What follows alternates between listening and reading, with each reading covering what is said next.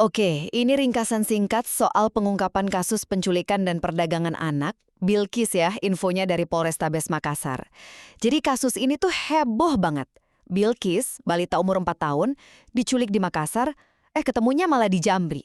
Sampai Kapolda Sulsel turun tangan langsung loh. Nah, kita lihat poin pentingnya ya. Pertama gimana awalnya?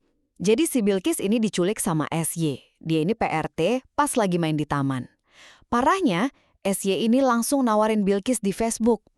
Gak lama ada NH, PRT juga, terbang dari Jakarta ke Makassar, terus beli Bilkis dari SY seharga, coba tebak, cuma 3 juta rupiah.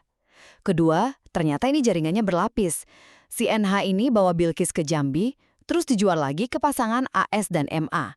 Harganya, nah ini ada beda-beda nih infonya. Ada yang bilang 15 juta, tapi si pembeli ngakunya 30 juta.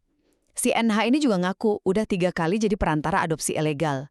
Nggak sampai di situ, AS dan MA jual lagi Bilkis seharga 80 juta rupiah ke sebuah kelompok suku di Jambi.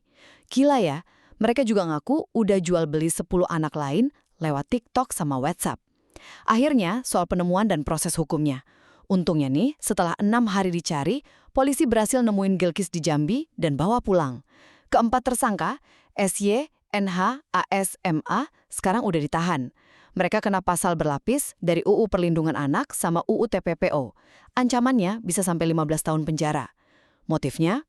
Ya, ujung-ujungnya ekonomi. Jadi intinya, kasus ini ngebongkar jaringan perdagangan anak yang terorganisir banget. Pindah tangan dari Makassar sampai ke pedalaman Jambi. Tapi untungnya berhasil dihentikan polisi. Download Tribun X sekarang. Menghadirkan lokal menjadi Indonesia.